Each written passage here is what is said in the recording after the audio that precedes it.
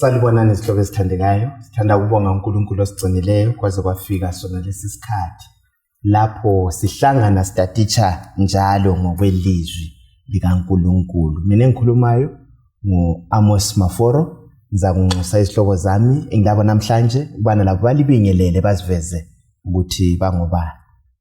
Salibonani bathandekayo, igama lenkosi yethu Jesu, kuhle ukuhlangana esifundweni njalo okhulumayo ngumfundisi Miladube. Salibonani bathandekayo indawana yonke, mina engikhuluma ngumsisi Siboneni Mhlanga. Ngiyalibingelela lonke ngegama lenkosi yethu Jesu, okhulumayo nguNozinhle Ndlovu. Siza kuba lethuba lomthandazo kasikhulekele. Baba wethu okhona ekhaya ezulwini, sithanda ukubonga ngelinye njalo ethuba osusiphe lona ukubana sifunde ezwini lakho. Sinxusa ubukhona bukaMoya eNgcwele, umfundisi omkhulu ukubana sithungamele, ebese sincedisa ukubana sizwisisa amaqiniso aselizwini lakho, bese siphila ngawo futhi. Sikhulekela ukubana ngezifundo ezinjengazona lezi, sengathi mlimo ngasilungisisa, silungele ukuza kwakho sokusondele kangaka. Ngelihle igama lenkosi yethu Jesu siyakhuleka. Amen. Amen. Siyabonga kakhulu, samukelana sihlobo zami kusona lesi sifundo. Sibonga uNkulunkulu osithungameleyo kuzifundo ezedlulileyo. Namhlanje sikufundo 10. What a journey we have had. Sitatitsha lapho sisizwa ngesimilo sikaNkulunkulu ukuthi uNkulunkulu ungubani, uyini, usifiselani. Kumpikiswano yona le enkulu kuyini okukhanyelelweyo. Sithintile kabanzi lokubana uNkulunkulu kafisi ukuthi simkhonze ngeforce, simile simkhonze sikhululekile. Nguye uThixo esimkhonza. Namhlanje sifuna ukuthi sike singene kwesinye isigaba lapho esixoxa khona ngemithetho yempi. Isihloko sethu sithi rules of engagement. Lapho sikhanyela ukuthi impi lesi esikiyo ilawulwa yiphi imithetho, kuyini okukhanyelelweyo kuNkulunkulu lalokho kwenziwa nguSathane. uNkulunkulu ukuze impi le ifezwe kuyini akuhlelileyo. Siza kukhangela ke indinyana yokwaziwa ngekhanda uJohane wakuqala ngo3 ivesi ngo8. uJohane uqala ngo3 ivesi ngo8 ithi lo owenza izono ngokaSathane, ngoba uSathane wenza izono kusukela ekuqaleni. Indodana kaNkulunkulu yabonakala ukuze ichithe imisebenzi kaSathane. Nansi great controversy caca lapha mfundisi Dube. Kubekwa kucaca ukuthi kusukela kuyaphawulwa lapha kuyini esikutholayo Mandlo Mhlanga isincedisane lapha ikakhulu sisethula la sintroduce indaba le yemithetho yempi kuyini esikuzwayo. Siyabonga balaleli lababukeli ukuthi uNkulunkulu kasichisi sodwa, ufuna sibe lolwazi ngemithetho ayifaka empilweni ngezokuphila, simkhonza la ngempikisano ekhona ukuthi kuyini okuza silawula ukuthi siphile singabakhe kumbe siphile sithunjiwe. Oh yes. Olobile ivesi yethu uthena ohlala esesonweni nesikho olupracticeayo. Alright. Olomkhuba okuhlala esenza isono kuthiwa ungokaSathane. Kunjalo. Ngoba kuthiwa uSathane uwone kusuka ekuqaleni. Abe secina ukuthi uNkulunkulu lethi indoda ukuthi izodiliza amacebo lemisebenzi kaSathane. Sifunda lapho ukuthi imithetho kaThixo okulunga yikwamukela uJesu. Oh yeah. Lelizwi lakhe. Kodwa umuntu ophikisana loJesu amukele isitha esinguSathane, ungena emthethweni wokuphikisana loNkulunkulu, ubuswa yisitha. So sizokukhunjuza ukuthi nxa safuna abantwana bakaNkulunkulu asamukeleni uJesu Kristu onguye lethi oze uzodiliza ukubusa kukaSathane lokuzenza ngani nguyumnikazi womhlaba lezulu. Ngikuzwa kahle uthi ukuthi omnye imithetho esilayo la empini le ngeyenkululeko yokukhetha kakhulu kahle. Okhetha uSathane, khetha ukufa, okhetha ngapha. Alright. Yesu. Nginanzelela ukuthi lapha sihle sancediswa kakhulu ukuthi sixwaye isono njengabantu nxa sifuna ukuba sehlangothini likaNkulunkulu singaxwayi ngokwethu sodwa kodwa sincediswa nguye. Ungananzelela i-memory text yethu ithe iphela laphana ithe ngenxa yalokho indodana kaNkulunkulu yafika ukuze ichithe imisebenzi kaSathane. Ngenxa kaJesu siyenelisa ukuthi sibe lamandla okumelana lalesi sitha. Okungangokuthi nxa sikhetha thina ukuthi sima loNkulunkulu usinika konke okungasenza siphumelele phakathi kwempi yona lenkulu. Alright. Hayi siyabonga. Nguye olawulayo, nguye osinikeza lamandla okunqoba khulukazi. Yebo mhlo. Eminye imithetho esitholayo lapha. Okay. Siyabonga. Mina omnye umthetho engiwubonayo lapha phakathi kwempikiswano ekhona phakathi kukaNkulunkulu lo Sathane ngumthetho wokuthi uSathane njengoba lwisana loNkulunkulu lombuso kaNkulunkulu laye kaphiwe ithuba kazuza ithuba lokuthi aveze owakhe umbuso ukuthi unjani. Aphiwe ithuba abantu bese bezuza lokhu umfundisa kulethileyo ukuthi abantu sebekhetha phakathi kwamakhosi amabili. Ngithande i-memory text ihle futhi isitshele ukuthi omunye umthetho khona lapha indlela impela ezaqhutshwa ngayo ukuthi uSathane ekugcineni uyachithwa ngamandla kaKristu. Into le ihlisibisele maforo uNkulunkulu eyiveza kuAdam laphana. Ngemva kokuwa kukaAdam uNkulunkulu enika isigwebo ekhuluma lenyoka kuGenesis 3:15 ukuthi ngizafaka ubutha phakathi kwakho lo wesifazana. Kodwa besehle esinika ukuphetha kwayona le impikiswano ukuthi intanga yiyo ezacobodisa ikhanda lesitha. So sihle sizuze lekhonapho ukuthi uKristu uzile ukuthi azochitha amandla kaSathane. Ngomunye imithetho engiyitholayo ku-engagement yempi esiphakathi kwayo. Siyabonga kakhulu. Sibekela kucaca ukuthi impilo leyo ongasinqobela ngoJesu. Kwakudingakala ukuthi yena umdali aze ngokwakhe azoyiqeda yona le nto. Ongadingakala ingilosi, ungadingakala omunye umuntu. Angithi phela. Yes. Maybe singakadluli khonapho sihle sivezelwe isikhali asisebenzisayo uSathane. Alright. uSathane kanenginengi kusukela ekuqaliseni usebenza ngobuqili. Okungangokuthi sisengozini yokuthi siqilwe phakathi kwempi yona le enkulu. Kukanti uNkulunkulu laye usiphile isikhali esingumthandazo okufanele ukuthi sisebenzise phakathi kwempi yona le kasibuyi lezinto zethu. Kuvele kwafakwa ukuthi nxa siphakathi kwempi imthandazo uqhakathekile ngengacabanga lo Ephesians 6:10 kusiya ku18 ukuthi nxa siphakathi kwempilo sisebenza sincediswa ngoKristu kumele silalele imilayezo yakhe ngazo zonke izikhathi ukuze siphephe. Kakhulu sihlobo esithandekayo sizayifithizela indaba yena le ethintwa ngumandlo sisodwa ngeke sanqoba. Sathane umdala kakhulu. Asiyeni kubhuti wethu umdala uJesu nguye kuphela ongasinqobela, nguye ongasenzela izima. So kulona leli viki sizakhangela kakhulu ama themes engathi amathathu sikhangele indaba yona le singayo. Okwakuqala esifuna ukuthi sikunanzelele yikubana uSathane ngokwakhe yena uSathane akayisuye mnikazi wawo nalomhlaba. Angithi esikuthi ngesikhiwa is illegitimate. Kayisuye baba wethu kumbe sithi is a temporary ruler. Angithi phela angazi kumbe likuzwa njani nikubeka kuhle yini ngumuntu ozinike amandla okubusa kodwa engalalungelo lawo lokumbuso lo uzenze umbusi kodwa ke kasombusi osemthethweni kumbe uthethe ngamandla uchasisa khonapho sifika njani wakuthathela abani ngamandla kuyini okwenzakala. Siyabonga. Siyakwazi ukuthi endalweni nxa sifunda uNkulunkulu wadala uAdam lo Eva wafaka ensimini yaseEden. Banikezwa umthetho wokuphila ukuthi bayahlala bendawonye njalo kuzaba lo muntu ozahamba bangalaleli bona bekwazi ukuthi uNkulunkulu nguye obadalileyo kodwa wasefika waqila njengalokho ekhulumile uNozi lapho ukuthi usebenza ngobuqili. Wasebabuza ukuthi kambe kwakuyikho yini uNkulunkulu edala wathi kungadliwa zonke izinto. Yes. wayekwazi ukuthi kukhona okunyipele ungadliwa Yes.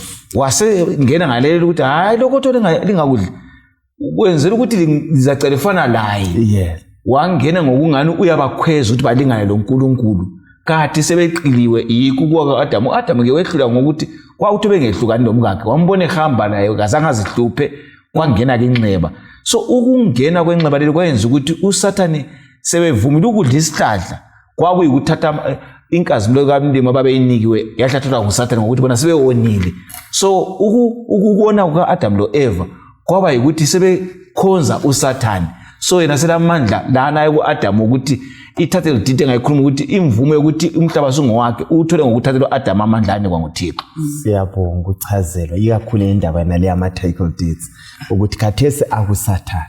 Ukungezelela lokho okuthiwa ngumfundisi ungananzelela ukuthi uSathane ukubusa kwakhe lokho kulula maforo ukuthi njengabantu sithathela kuAdam senze okubi kulokuthi senze okuhle ngesizathu sokuthola la amandla sathatha sanika uAdam usathatha sanika uSathane so kulula kithi ukuthi sone kulokuthi senze okulula. Alright mhlobo ungasibalela uJohane 14 uJohane 14 verse 30 ubusukhomenta kuyona le verse ikakhulu sikhanyele khona lokho indaba yamandla yama-title deeds uthi uhamba njani 40 verse 30 ithi kangisayi kukhuluma lani okwesikhathi esinganani ngoba inkosi yalo umhlaba isisiza kayilamandla phezu kwami.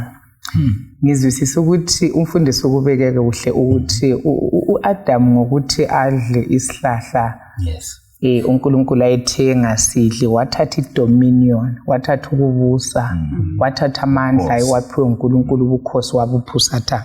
So uSathane njengoba sike sathinta ekuqaliseni ukuthi eyinye rule ye-engagement ukuthi uSathane akazuza ithuba lokuthi akabuse so ngemva kokuthi esamo esithethe idominion kuAdam uphiwe uNkulunkulu ithuba elithile lokubusa.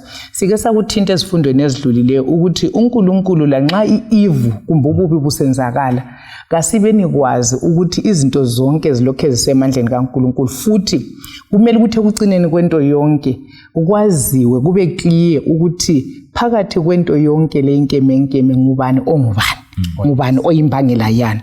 So uJesu lapha ukhuluma labafundi nxa akhuluma ngaye nxa esithi umbusi walomhlaba uyavuma ukuthi uSathane ukhulumile uveza lapha itheme yokuqala ukuthi temporarily uyobusa umhlaba lo. Right. Yes. Yikho phela namfundisi uthi uyabuzwa esefike ezulwini kanti uvela ngaphi impendulo yakhe uthi ngivela kwenza uhamba zulazo uveza ukuthi ngowa anti umuntu eyadini yakho iko yabuzula khona wayeveza ukuthi umhlaba ukimi la angithi phela siyabonga singakhanyela indaba lapha kuLuka 4 uLuka 4 iverse 5 usiya ku6 sike sikhanyele ukuthi kanti lo uthembisani ngasibalela lapha na uLuka 4 iverse 5 lo 6 ithi uSathane wamholela endaweni ephakemeyo wamtshengisa masinyane yonke imibuso yomhlaba. Verse 6 wasesithi kuye ngizakunika amandla phezukwayo kanye lobukhazikhazi bayo ngokuba ngikuphiwe lokho njalo ngingapha loba ngubani engifuna ukumupha. Qoqiniseke okunganani lokho akutshoyo sithe siqalisa lapha sithe thina uvele ngumuntu ophila ngamanga. Right. uSathane uthe ekhangela ukuthi uAdam uphendule wathi hayi uthe singadla zonke izihlahla kodwa wasesazi ukuthi sonke singadliwa kulapho kule mfumba kaNkulunkulu lo Adam ukuthi bazwanani. Alright. So kumele ngidilize udla kaNkulunkulu lo Adam lapha afika khona abe sithi unkazimulo inikwe kimi le dominion lobukhosi wayekwathi uAdam unikiwe inkazimulo nguThixo ngoba vele wayegqoka inkazimulo ikho ngasigqoko esithungiwe wayenikwe ukubusa phezulu kwenhlanzi lento zonke so khona okukhana ekunikiwe ikwayifuthi angakuthatha yena umhlaba lo kaAdam akadumela uAdam azale usapho lwakhe ephila impilo yokuthungamela uNkulunkulu yena nguye osethungamela so yikho seqamba manje ukuthi hayi inkazimulo yalo olayo vele inikwe kimi sesiya kuJesu uthi inikwe kimi Jesu ungangikhothamela sengani uJesu yena wayebona ngani uJesu umncane kulaye ukakwazi uyakwazi kodwa uzama ukuthi adilize ukuthi ukufa kwakhe kuyadiliza amacebo akhe asewenzile ukuthi uAdam semthathele ini ubukhosi so lapho uSathane wayefuna ukuthi ukwa kwaJesu sokwenze uJesu lamandla akade yalawo ukuzobisela uAdam la sewathethe futhi sengathi ahlabuse umhlaba wonke kuzobe naphakade so ufuna ukuzama ukuthi uJesu awe njengoAdam wawayo awe ngokumthembisa lokho Mandlo ikakhulu kini abantu abatsha lapha Mandlo kukangana how many times has the devil used i-tactic yona lefana nayo ukuthi ngikuqela ngiyakunika lokho kuyenzakala yini kumbe sengemva kwesikhathi hayi khona kuyenzakala maforo ungananzelela ngalezi insuku kulabanye abanotha ngesikhathi esincane okungelawa ukuthi nxa ukulandelela okuyinto kwakhona kubuya nje khonapho okungangokuthi lakhathesi uSathane izinto lezi angasinika okwesikhathi sona lesi kuphela abanye amazwane sathengisa imota zilazo so khona lokho kusivezela ukuthi nxa singasancediswanga nguNkulunkulu engasikhanga ngezinto esizifunayo futhi ungananzelela ubuya ngezinto esizidinga ngenhliziyo yethu yonke ukuthi lokhu ukhumbule ngesuphu lapha wathi ngingaze ngife ubona ngani ngekuphila into yankhona ungelayo ulonke lawo amandla njoba ethintile lapha noma sesimhlanga ukuthi impilo ife laye uphiwe a certain power ukuthi exercise khona lokho angakuyenza so sengasinika nxa singasahlakaniphanga sancediswa nguNkulunkulu vele uthi kuverse yona uthi ngikuphiwe lokho ngapha loba ngoba na ngithi phela so asiqapheleni loba engakunika umphako nguwe at the end of the day no bemfuna ukuthi ngingezelele lokho kusho ngunoza ukuthi even lathi abadala uSathane wenza umhlaba ukhange kakhulu yikho ubona mhlobo singelathuba unoza uthi into eqhakathekileyo ukuthi kuyona le impi isikhale silwa ngaso thina yikuyama kuNkulunkulu ngokuthandaza kunjalo uyabona kasilathuba lokuthandaza kasilathuba lokufunda ilizwi kasilathuba lana ngenxa yokuthi uSathane ususamehlo ethu ezintweni ezaphezulu wasikhanga nje wasinika umhlaba ukuthi khangela nini ngiyakunika abantu abaningi sesichiye uJesu and we are trying to gain the whole world so yikho khona lokhu uSathane asilethela khona so sisengozini babukeli labalaleli ukuthi sizalalela ilizwi lesithayini lokuthi hayi wena buya ngapha ngikuphi umhlaba lokugcwala kwawo mina uJesu kulento engiyifundileyo uthe uJesu kazange amrecognize as the ruler lanxa wayesithi iruler yana lomhlaba kazange amacknowledge yikho uJesu engazange akhothame wayekwazi vele uSathane position kaJesu ukuthi nguye uNkulunkulu uJesu futhi okunye ngikuzwisisa ukuthi wayesemthandazweni anti wilderness efastile so sober minded eyeme kubaba ngamandla azo zakubaba yikho sibone senelisa ukuresista i-temptation yonke sincedisane laphana sithinteleyo ukugcina kuzilingo zonke lezane zalethwa kuJesu enye yakuqala ikakhulu le appetite isenza sibe buthakathaka ngayiphi indlela amafitshane nje ikakhulu yona le ukuthi uSathane usinqoba njani when it comes to issues the appetite njengoba sibona ukuthi umuntu wawa ngenxa yokudla kunjani lakathesi kwakusenza uSathane kakhulu ebantwini indakisa ingani siyikudla ebantwini uyawathi umuntu odakiweyo ngama drugs ngokunatha ukutshwala yokubhema kuyanqonda ingqondo kunjani ingqondo ibisele ukucabanga ukuthi nxa sokusenzakala izinto uyenza lesono ungasiboni ukuthi uyasenza uzuzisole kusasa so indaba yokudla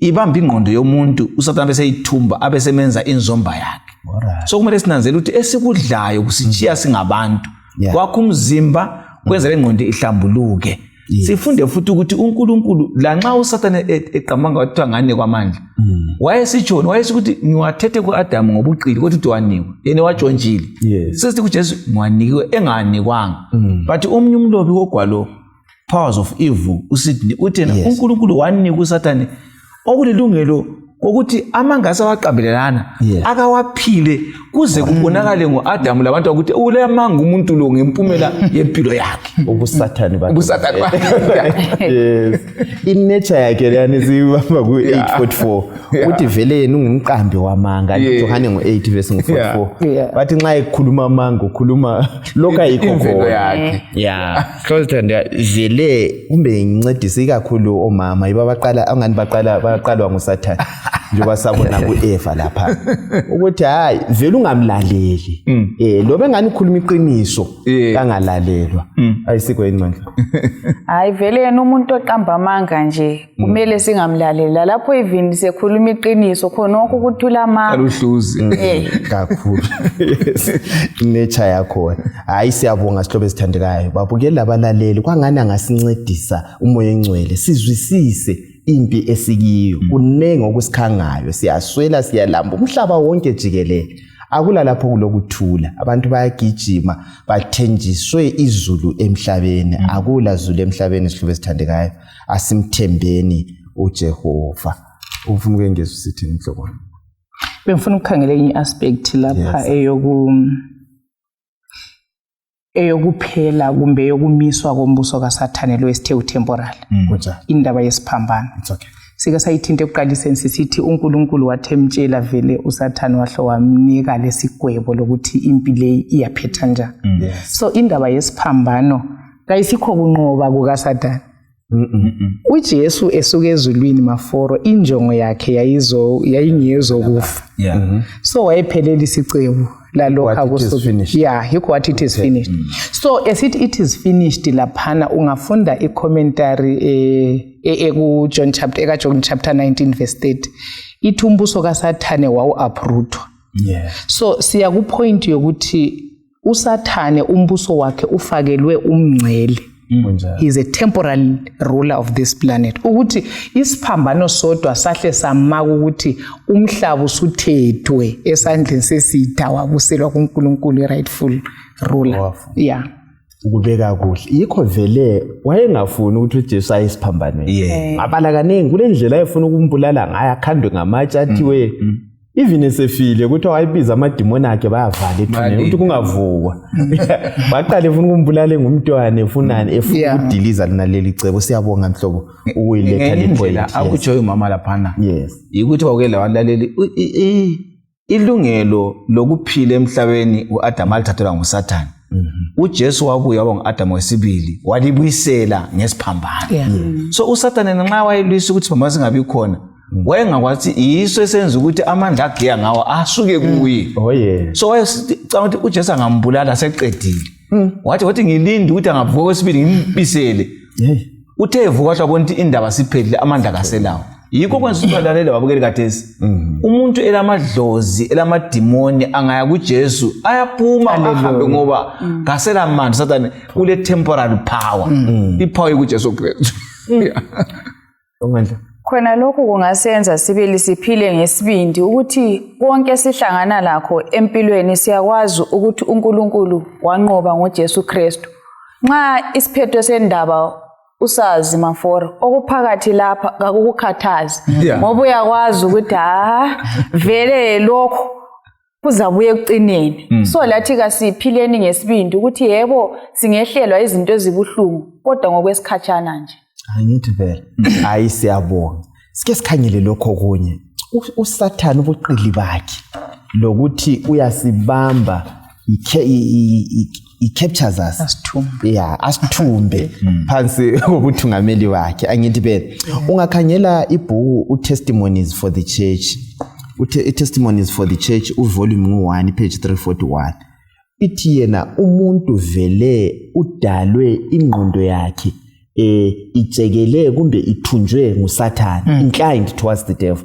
ukwenza okubi yikho ubona phela mfundisi kulula ukwenza okubi awukuplan kulokwenza okuhle kuba nzima ukuthi senze okuhle kodwa abesesithi unless uKristu aphile ezimpilweni zethu ongasinqobela nguJesu kuphela asethembeni uJesu mhlobo sicela umbalele uMahebheri ngo2 verse ngo14 bese sikhomenta ikakhulu kukhoti yona le verse lesibala umaHebheru 2 ivesi 14 ithi njengoba abantwana belomzimba legazi laye wahlanganyela ebuntwini babo ukuze kuthi ngokufa kwakhe amchithe lo ophethe amandla okufa okutsho uSathane.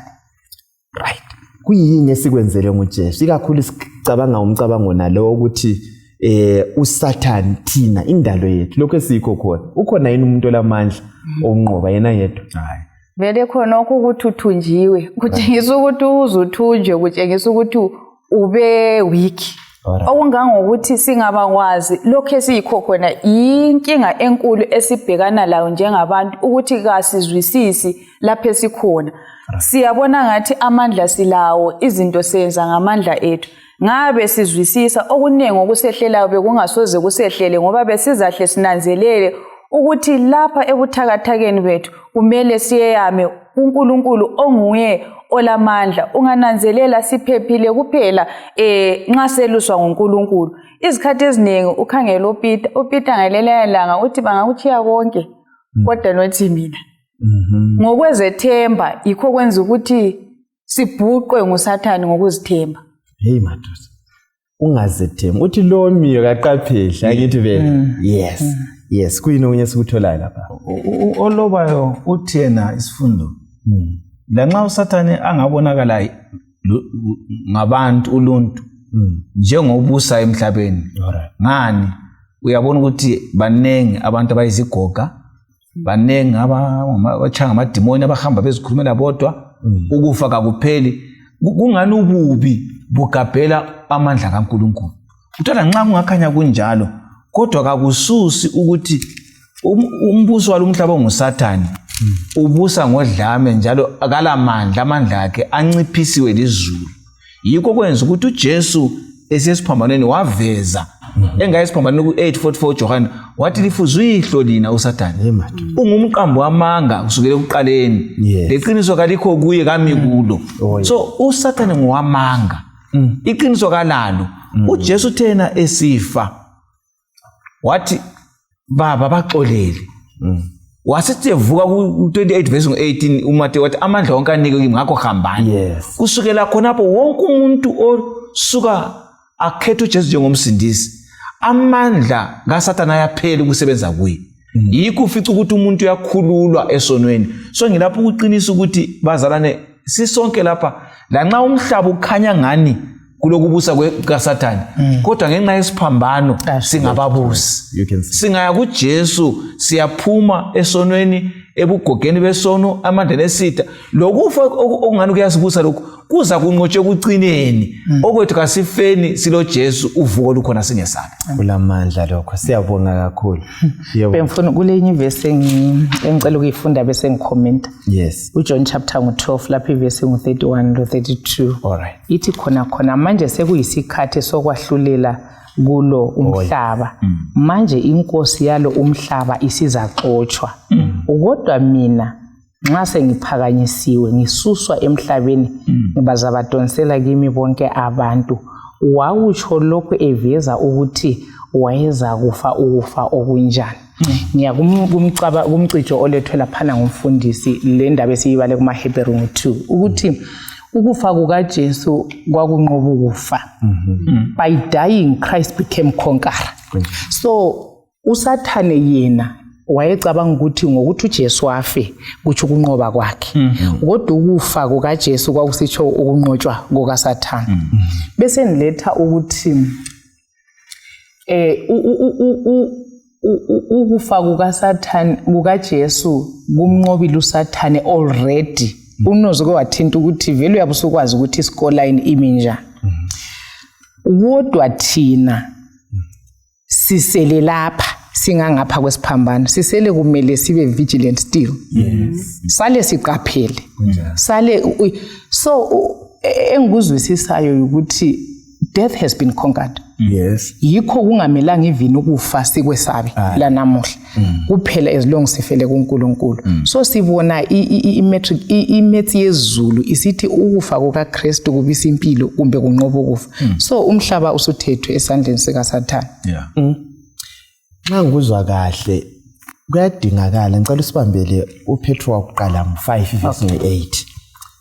okudingakalayo esimele sikwenze empini leyi simele sibe ngabantu abanjani. 1 Peter 5 verse 8. Ivesi ngu-8 ithi zithibeni liqaphele isitha senu uSathane siyazulazula njengesilwane esibhongayo sidinga esingamudla. Nansi indaba. Kuthiwa siyazula thina kumele senzeni. Nxa sikhuluma ngokuzithiba ikakhulu sabelane lababukeli labalaleli kuyini esimele sikwenze nxa sikhuluma ngokuqaphela siqaphela kukuphi? Mina bengizathi ukuqaphela kwethu ukuthi sihlale singabantu abafunda ilizwi futhi sisemthandazweni. Ungananzelela siveza ukuthi undoda lo usebenzisa amanga. Cabanga ukuthi kuJobe wafika wathi uNkulunkulu uyakukhonza ngoba umbusisile ngezinto zonke lezi. Right. So yena ayekutsho ukuthi uNkulunkulu kuthi umuntu nxa ekhonza ukhonza ngesizathu sokuthi ubusiswe nguNkulunkulu. Yikho simthola uNkulunkulu emprovela esike sakuthinta ukuthi hayi lanxa uJobe ungaze uthathe zonke izinto lezi sithola uJob 1 verse lika 20 kuthiwa uJobe waqhubeka ekhonza lanxa izinto zonke lezi wayengaselazo okusivezela ukuthi ukukholwa okuqotho bathandekayo kusukela enhlizweni ethandweni lukaNkulunkulu sibona isimilo sakhe bese sigobela intando yakhe. Ungananzelela maforo nxa singazwisisa khona lokho kuyasincedisa ukuthi phakathi kwempilo kasipapariki ngoba siyabe sikwazi sihlala sizinze sime ngesibindi ukuthi ilizwi lithi izikhathi eziningi ukusikhipha enkosini ukuthi ayangila msebenzi ukuthi uNkulunkulu sendilahlile zamkhonza ngithini. uNkulunkulu uyakhonzwa bathandekayo kukuhle kukubi. Kukuhle kukubi uJehova uyakhonza. Siyabonga usilethela lokho. Ukuqaphela okunye ikwazi ukuthi angilamandla. Mlalela ulamandla ngasilamandla. Umuntu ongalamandla uyadinga ukuthi amandla angaphi ukuze aphile uyame kuwo. So kumele siyacela amandla akuNkulunkulu ngomthandazo. Siqaphela ngokuhlala semthandazweni ukudinga amandla kuthi nxa singabantu bakaNkulunkulu abazafisa ukunqoba lumbuso walumhlaba ungavuke kuseni ungakhulekanga. La nxa kuphakathi kosuku wana lesikhathi somthandazo ntambama asibe ngoba silwa lemimoya actually iBhayibheli. So yikho lapha uPeter waqala ngo5 verse 8 ethe uSathane uyahamba njengengwenyama ebhongayo idinge ngamudla. So yena wanqotshwa nguJesu. Sesiyadinga inzalo kaJesu leyi ngokukholwa ukuthi mina uJesu enqobile but abalandeli bakhe ngizabaqeda. Wathi waqala khona phana kuearly church wabadiliza waphodwa bama oPetro nabo Paul bafa lokho benqobile ngoJesu. Lathi silelungelo lokunqoba ngokuthi amandla siwabambe kuJesu. Antsho amandla enhlanzi asemanzini awumKristu asemthandazweni. Singahlala emthandazweni singabanqobi ngoJesu Kristu. Yes. Uyazi ngikhumbuzana into likho banda ngu118 umsindisi uthe awunamandla ukuza le ngabe ngenelisa ukuhlabela ngabe ngiyahlabela lapha kuhle istanza sona lesa. Yes. Uthi umsindisi uthe awunawo amandla. What should you do? Linda ukhuleke. It is the point iletha le uthi babukeli labalaleli nxa kulolutho esimele silwenzi yikulinda sikhuleke. So indaba leyo mthandazo kuyini okuthola? Alright, bemfisa ukuthi kulolutho olukhulunywa ngumfundisi lapha nede ngifuna ukuthi impilitelekile ukuthi ngizayiphendula kodwa la yena le mthandazo ukuthi uJesu enqoba babukeli labalaleli. Mina engikuzwisisayo ukuthi wanqoba esenyameni. Kunjani? Antsho izwile kuma Hebrew 2:14 ithe uJesu uthi amadoda nabantu adinyama legazi and uJesu waba yikhonoko ukwenzela ukuthi abanqobele ukufa esenyameni. Kwesinye isikhathi sicabanga ukuthi uJesu wanqoba ngoba engoNkulunkulu but asizwisise nini ukuthi ku-human form 100% human wanqoba amandla okufa. uJesu kwamenza wanqoba sengiya ku point oyibuzileyo yikuthi weyama kuNkulunkulu ngokuthandaza. Uma chapter 135 uthi uJesu kusale madabuka kusa wayivuke siyathandaza ngoviki lo Sathane engaka impress abadala bebandla ukuthi namhlanje siyamenzani. uJesu wayesevela thapha amandla kuNkulunkulu. Amanye amathuba ewachithe semthandazweni overnight esentabeni. Yes. Yeah, wayesithi so impilo yakhe was between the mountain and the multitude. So amandla uJesu anqobe ngawo yiwo lo oyeme kuNkulunkulu ozanqoba ngawo. So yikho ede kuthintwa ngumandlo lapho ukuthi sodwa kasilawo amandla bekufanele ukuthi ngasidependa kakhulu kuNkulunkulu. Kodwa ungayifunda iGreat Controversy kuchapter 8 the snares of Satan. Kuthiwa the one object of the devil ukuthi agcina umKristu engathandaza. You know kulula maforo ukuthi hey sibabaza ukuthi amhlobo kulapha kudinga ukuthi sithandaze la. Uyabona? Kulula ukuthi amandla lomthandazo amandla endanqoba umthandazo uyanqoba umthandazo lamandla kodwa uSathana afuna ukukwenza ungazo siubabaza umthandazo siuthini laphana kwanqotshwa aza kugcina ungakwenzanga ukuthi uguqe phansi ngamadolo uthi baba uthose ezulwini khonokho uza kulinda. So sisempini ebuhlungu eyesabekayo sikhona ukuthi siyakuza ukuthi nasi isikhali sokunqoba ngumthanda but still kasithandazi khona lokho kusitshengisa ukuthi impi yakho ayidambanga. uNozuke wakhuluma ngendaba yokuba cunning kaSathane ukuthi mhlobo uyasigcina sibhizi kakhulu akutshela ukuthi hayi uzathu kumbuso umilithandazi kungena okunye ukudisturbayo kumbe kumele kunje vele aza kugcina uyikho khona ukuthi awuthandazi number 1 number 2 lelizwe likaNkulunkulu asozilifunda. So leta asilweni asihlaleni babukeli labalaleli sisemthandazweni. Uyakunanzelela ukuthi khonapho nxa usufuna ukukhuleka yikho kungena amafoni lapha ringa yikho kukhala abantwana yikho kuba le disturbance yikho kuba le nokho uzosokuqoqoda kulomuntu osefikile. Amandla alomthandazo uSathane uyawazi endekafuni sixhumane lezizwe. Okunye khanyela la uJesu enguNkulunkulu wadinga lawo mandla wanqoba ngawo waze wadinga labangani bakhe wathi hey ake lilindelani fora libe njani sokukanganani mina lawo siqinisa indaba yomthandazo mandla. Mina maforo bengizathi okuzasenza siphephe ukuthi vele siphefumule umthandazo. Ngoba nxa ufunda kuGreat Controversy ukuthi kasiphephanga okomzuzu owodwa nxa singakhulekanga. Okungangokuthi kwezinye izikhathi balalele akudingi ukuthi ube le ndawo yokuguqa. Enhlizweni siyathintana loNkulunkulu phakathi kokuxokozela. uNkulunkulu uyayizwa imthandazo yethu nxa sikhuleka enhlizweni. Uyazi ukuthi le ngilosi kuthiwa ziyamangala. uSteps to Christ uthi ingilosi ziyamangala ukuthi kathi laba abantu bakhuleka kancane kangaka bekhangela lengozi esiphakathi kwabo. Mina ngibona ngani kumele sikhulekele ukuthi izulu lisivula amehlo. Phela nxa ubona ukuthi usengozini maforo awudlali.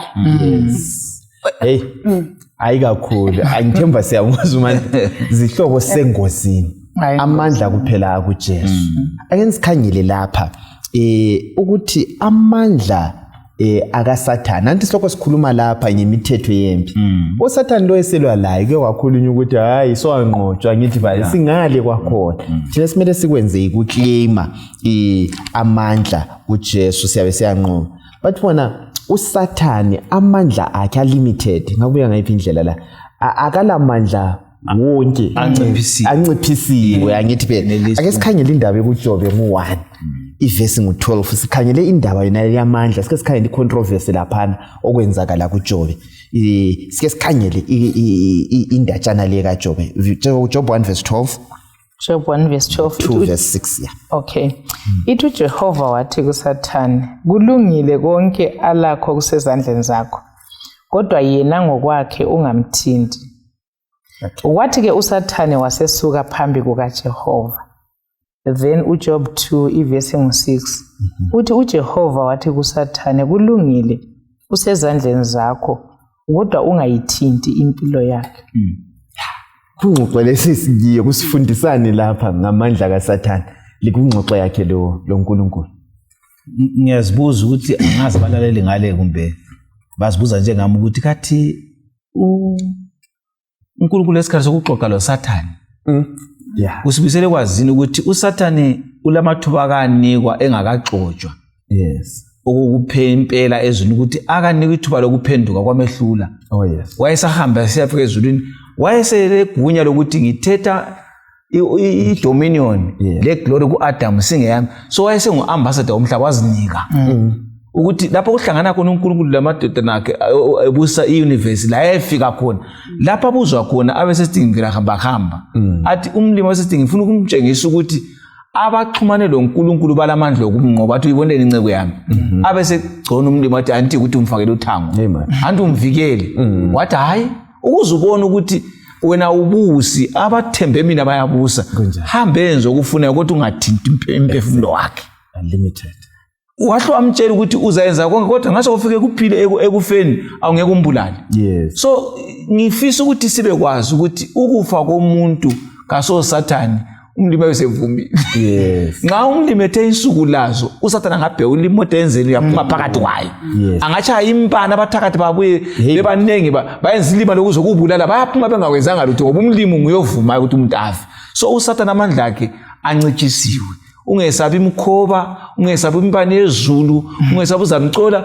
yesaba uNkulunkulu onguye lempilo singabanqobe ngoJesu ikwethu ungesabi lo ngekubulale ukuphumula sesabeni uJehova kuyini sikutholayo kakhulu lapha emandleni la ancitshisiwe ukungezelela khona lapho uyahamba esiyacela okungangokuthi ngawe ube lamandla ube ngeke kakhulume loNkulunkulu bezavele ayenze sithola ukuthi lathi ezipilweni izinto esiyasaba kakhulu mafore izinto ezingabonwayo ezithintwa ngumfundisi izinto uyezonke umuntu esithi lapha kulezi zinto ezingelabizo lokuhamba vele kasihambi siyabe sisesaba ukuthi lapha kodwa sithola ukuthi hayi uNkulunkulu yebo amandla uSathane ngaba lawo kodwa ancitshisiwe okungangokuthi asesabeni lo oyenelisa ukuthi abhidlize inyama lo mphefumulo lo ngeke ethinta umphefumulo hayi sebe siyaphonga ukuthi okusalayo sizavuka la nxa singa manje ungikhumbuza even uJesu ekhuluma lo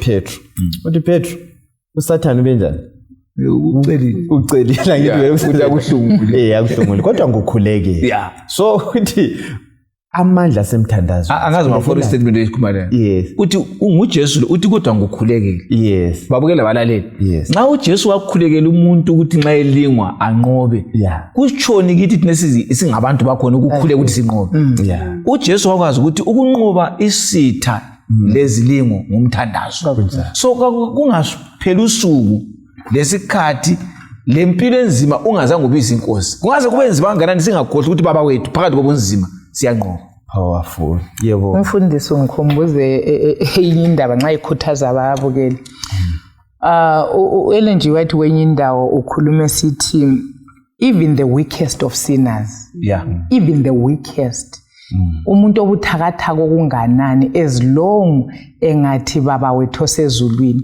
the devil trembles uSamuel Chadwick kule quotation yakhe ngiyithanda uthi the one object of the devil is to keep Christians from praying.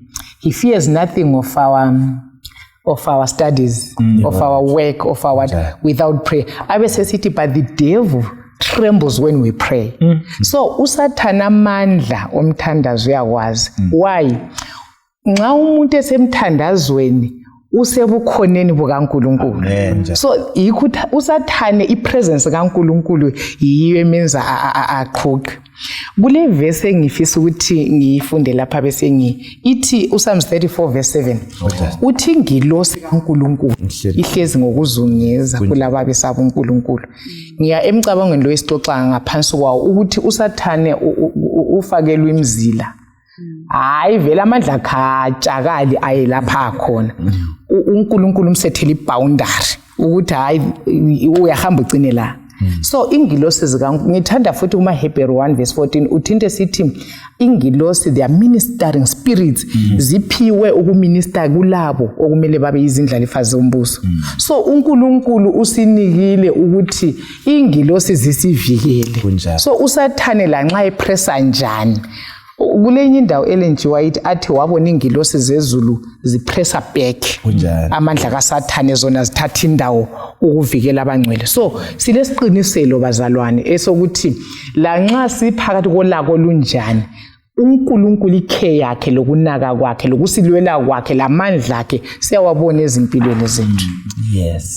Nale testimonies for the church volume 1 which 341 ethintwa ngumhlobo lapha ingilosi ziyabuya zisithi lezi kaSathane zikhona singavulwa amehlo njenganceku liyangibani nguJehasi wavula ukuthi mndima ke umvula amehlo abone okwenzakalayo sivula amehlo siphaphame bakithi sibone impi esikiyo Mandlo okunye Mafore ngunanzelelayo lathi kule ngxenye okumele siyidlale nxa wena ungakhetha ukuthi suvele uhlale ehlangothini lona lolo uyabe ungasancediseki uNkulunkulu ngeke asincedise outside our will ungananzelela lapha siyatshela ukuthi resist the devil and he will flee away abanye sihle sigive in sihle sizinikele so la nxa kungabe kukhaya ngani kunzima ngoba impilo eyinkulu Mafore ukuthi la uSathane nxa sesithi uyabona ukuthi lapho unozi sehamba la uzama yonke indlela ukuthi naye ngeke mbone abanye bebhabhathizwe ethe phuma emanzini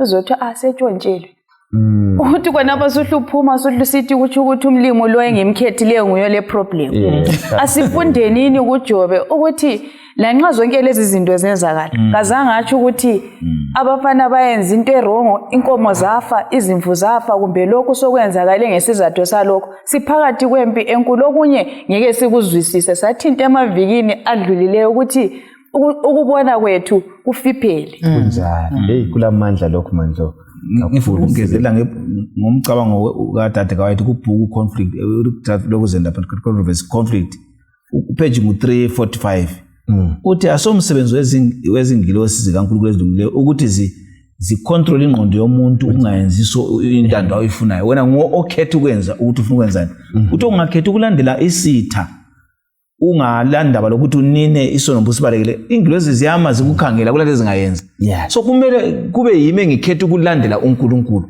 nginxa ngibona isono sisiza so ngisibalekele njengoJosepha ngisume ngigijime amandla sengiwanikwa nguThixo ukugijima so ngenye indlela balela babukeli kasikhetheni ukwenza ukulunga siye emthandazweni sikhuleka amandla ukuthi sinqobe siwanika ngoba sikhetha ukuhlala ekulungeni lengilosi ziyabuya zosincedisa ukuthi sinqobe ngoba yikho sikukhethileyo ke sincedisane lapha okukhulunywa abazalwane lapha ababukeli labalaleli impilo yakho yomthandazo injani ukwathinta lapho Mandlo ukuthi asiphefumuleni umthandazo uphuma endlini yakhuleka yini usiya lapho yakho niyakhuleka yini ukukhonza uyalala uyavuka singancedisana njani isihlobo zami lababukeli labalaleli ukuba le devotional life epheleleyo le igoqela umthandazo lokubalwa kwelizwi ngoba siphile esikhathini lapha abantu babhizi abantu ngababuza khona ungathatha istatistic even ungayibandleni ubuze ukuthi ababalayo ilizwi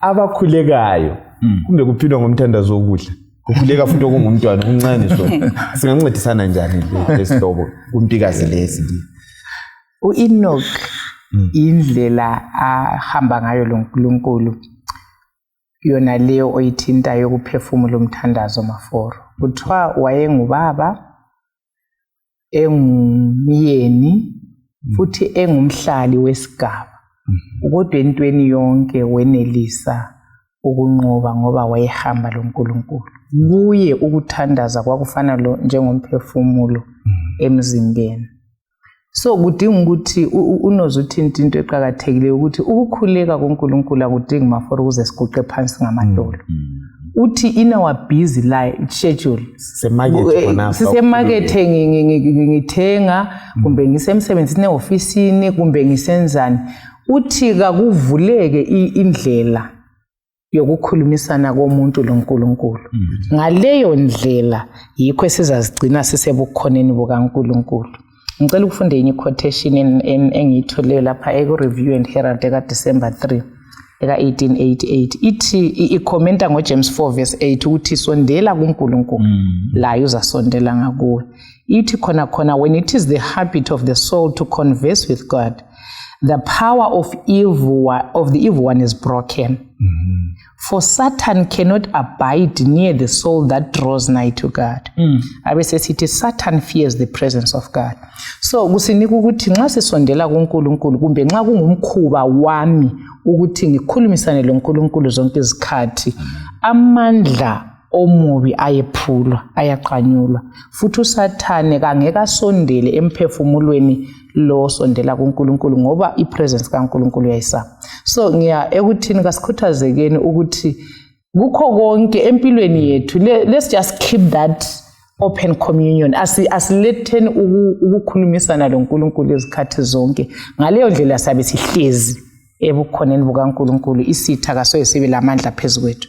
Ukungezelela khona lapha ngitsho lemakhaya abalaleli lababukele imthala emthandazo kayivuselelwa amathala kavuselelwe ngemakhaya ekuseni lantambama kube isikhathi futhi esiza kuhlonitshwa ukuthi yonke into ime sithola amandla emthandazweni. Amen. Sithola amandla emakhaya kakuvuselelwe liyezwa sihlobo esithandekayo ngeke sayinqoba impi yona le. Kungaba lo muntu engxenye phakathi kwethu lapha kumbe khona ngale babuye abalaleli abasikhangele ngicabanga ngathi kathi manje njengoba kukhanya ngani umhlaba wonke subuswa nguSathane izimpa zipheli kunjalo lokwenziwa ngabantu kuyamangalisa umuntu oyedwa kuthiwa uthatha besifazana abangu300 abangabafazi bakhe umuntu eyi1 abe nguSolomon namhlanje ukhulume ngokuganga kwabantu kuqunywa amakhanda besiyadinga ibusiness ukuthi umlimi kathi ungaphi oloba igwalo lolu-powers of evil uthi yena lanxa inzondo kaSathane ingakhanya ngane yesigabhela uNkulunkulu kodwa uNkulunkulu uvimbile uzathujisa icebo lakhe lokusindisa umhlaba. Ngifisa ukuthi singafunda uDaniel 10 semakhaya ngapha ukuthi uNkulunkulu uJesu umhlaba lo nguye obusayo. Amakhosi atshintshana batshengisa ngani bazanqo oHitler bathi babusa umhlaba wonke bangaphi kathesi. uNkulunkulu akubhalileyo ukuthi uzaba lo mbuso welitshe kuzafika kugcwaliseke kuphela. So ngenye indlela amandla kaSathane afakiwe abanjiwe so ukuthi agcine emngceleni evele ekhulunywe uNkulunkulu so eqalisa umhlaba ukuthi Sathane uza kuma la. So engikutshoyo ukuthi ngicela ukuthi njengoba sikhulume ngomthandazo uDaniel wangena emthandazweni wakhuleka izulu lehla lamtshengisa ukuthi ungesabi Daniel lithunjiwe kodwa lizaphuma. Sithunjiwe emhlabeni bathandekayo asikhuleke nini asimeni kuNkulunkulu siza kuphuma kulomhlaba ongani ubuswa nguSathane kodwa uNkulunkulu ngumhlaba ngowakhe abe awuthathe asibisele kukholeni lekukazibuleni yakhe yayizulu. Ukuvikelwa siyabonga mfundisi. Ukuvikela kumbe imvikelo lesi lethilwe uNkulunkulu esikubona esenzele khona uNkulunkulu kungasikhuthaza ngayiphi indlela ukuthi simthembe ngoba ngicabanga ukuthi uhlupho lukhona la lusekukholweni indaba yokukholwa ukumthemba lo othembisileyo. Mfundisi le ngiyazi uyayithanda le yeminikelo le okwenza abantu banganikele adlo kwethumi leminikelo ukuthi kamthembi lo othembisileyo ukuthi uyayiphutha inyanga kunjalo andiyawo it's an issue of faith. So endabeni leyi mhlobo yokuthandaza funa sikholwa mina ngizathemba ukuthi ngizafaka mina ireservoir electric fence amambodlela phezulu lapha ngifaka inja ngisefa nginjalo ngiyakukholwa engubona kulokuthi ukhona ungamvikela lwana. Ngiyekuthini lokhu indlela esivikele ngayo izolo ingasinceda njani ukuba lesiqiniselo ukuthi hayi la kusasa singesabi njalo sincedisana lababukeli labalaleli kungihambo yethu le siphakathi kwempi yona le singayikhohlwanga kuma rules of engagement la. Utade kwethu uthi asilanto yokwesaba kunjani nxa singacabanga ngalokho akwenze khona izolo uNkulunkulu. Okwakuqala kumele uzibuze ukuthi ufike iminyaka le ufike ngani iminyaka olayo khonapho ucabanga into ezidlule kuwe lezi zinto ezibuye abanye bebezintandane abantu sibesifa khonoko kwesenza siqinise ukuthi uNkulunkulu ukhona. So kumele ukuthi ngingacabanga umlimi lapha ngikhuphe khona ngamandla ngithandaza inkosi yami ungigcineleni ngitshengise ngikubonge amandla ngangacela abakhona ngisiya phambili ngesibindi ngiyanqoba njengoba nitshilo ukukhuleka singakhuleka sikholwa kuNkulunkulu khonoko esithi kunzima sakukwenza kodwa singayile ukukholwa okulomthandazo phakathi sizabona ngani umlimi kasekho kathi ukhona izolo namhla lakusasa. Ngicela ukunike enye umzekeliso endabeni yokukholwa lapha ukuthintwa ngumfundisi ukuthi mina nyake ngizibuze mhlambe kungakuncedisa lawe mbukeli kumbe umlaleli ukuthi kungaletha ukukholwa empilweni yakho ukuthi uNkulunkulu khona futhi ulawula impilo yakho. Uzibuze ukuthi ubunjwe njani nje siswini ngubani futhi okade kuvikele. Yazi uyakuyibona ingqondo yomuntu ukuthi ayikholwa. Umuntu nxa umuntu esephandle kwesisu umntwana esephandle all these months 9 bengakwazi ukuthi kwenzakalani umntwana ufidwa njani igazi ligijima njani ingqondo ivunjwa njani esephume phandle umuntu seyikhweqasa ugijima agcwala igala ngolonke sesiyadinga izintwana into umntwana inkanda ambophela izinto ekhaya. Uyabona ukuthi uSathane ubisa khona lokho. So mina ngicabanga nyake ngizibuze ukuthi vele ngibunjwe esiswini Yeah. angaphi lawo mandla kulesandla esisensitha khona lokho kungenza ngizuza impande ekuthini kule being elamandla ekhangele eyami impilo. So khona lokho kungasincedisa ukuthi simkhole uNkulunkulu. Mhlobo, abantu bafuna ikakhulu ensukwini zokuphela uSathane udeceive abantu, bafuna into ezibonwayo, ezibanjwa, hamba efaka lokho endlini, hamba egebhela lokho eyadini, hamba egqiza lokho, hamba ehlikihlela lokho, esikhwameni hamba ufake lokho, emoteni ifaka istika lesi. Yazi sivikelwe izinto ezibhubhayo zodwa, uNkulunkulu kuphela ngomthandazo ngoba isivikelo sethu esikhulu kakhulu. Ukungezelela khonapho Maforo, ungananzelela konke obekumele kwenziwe lizulu lakwenza. Ngize ngicabanga ngomunye umhlabelelo uthi kadinga obunye ubufakazi kwenele ukuthi uJesu wamfela. Khona lokho ukuthi kasichiyanga sisodwa laye okwakumele akwenza ukuthi alwisane lesitha lethi esasesithethe umhlaba wamelana laso wanqoba. Kusinika isibindi kakhulu ukuthi ezintweni zonke kasoze asithiye. Lakhathesi uhleze lathi uJehova weManqi. Kakhulu. Sihlobo ezithandekayo babukeli labalaleli. Ebesikutsho yilokho. Siphakathi kwempikazi enkulu kakhulu. Sinqotshelwe okuthiwa i-delayed marriage. Yeah. Thina simele sikwenze is to claim the promises. Asimethembeni uJesu. Asiyeni kuye ngethala lomthandazo. Lokho singakuthandabuzi. Ngokukholwa siza kunqoba.